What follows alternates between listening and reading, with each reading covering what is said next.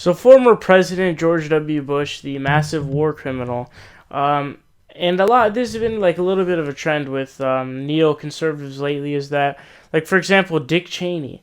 When the 7 country ban of Trump came out, even Dick Cheney was like, dude, this is too far.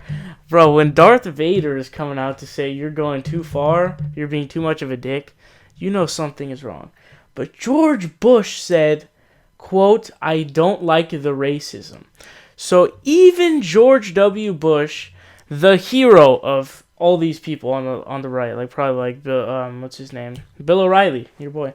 But anyway, so I'm gonna read it to you from The Hill. They say former President George W. Bush says he dislikes the racial tension simmering in the early days of President Trump's administration.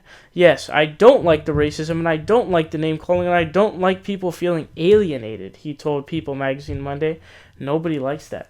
Wow, so even he thinks that people are feeling alienated. Hey, Steven Crowder, how does that feel? Hey, Ben Shapiro, how does that feel? All these motherfuckers. Hey, on the other hand, we've had these periods before, George Bush added, sitting along his side wife, or his side wife, I almost said side wife shit, sitting alongside his wife, Laura. We've always had a way to come out of it. I'm more optimistic than some. I'm optimistic about where we'll end up.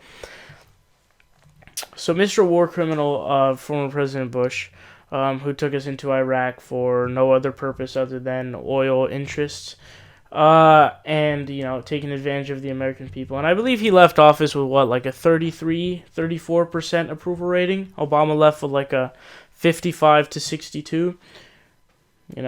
Stay classy. It's a little interesting. But I think he's being a little too... too well-intentioned. Like, I think he's wrong, because I disagree with him on this point that, I'm going to explain. He says, Bush also predicted that Trump will ultimately shed the bruising rhetoric of the 2016 presidential campaign for a more diplomatic demeanor. People campaign, and then the job's different when they get in there. This job is a way of bringing reality to each president's situation, and that's going to happen now. He added that he does not feel compelled to assume a more active leadership role 1 month after the start. So I think he's well-intentioned, but I disagree with him, because that's what I said too before he got into office. But Trump has done nothing but actually go by what he said. So he's trying actively to get a Muslim ban. He's done a bunch of executive orders on these different things, right? Steve Bannon on the National Security Committee.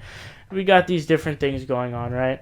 So I just think the irony of it, George W. Bush, the guy who took us into Iraq for no other purpose other than oil revenue, and the guy who literally had thousands of innocent Americans killed. Not innocent, but American soldiers killed. 100,000 Iraqi civilians killed. Civilians, think about that. And then Halliburton gets a massive government contract. Oh wow, Dick Cheney was the former CEO. Ooh, what a coincidence! They got a contract. Wow, I wonder why. You know what I mean?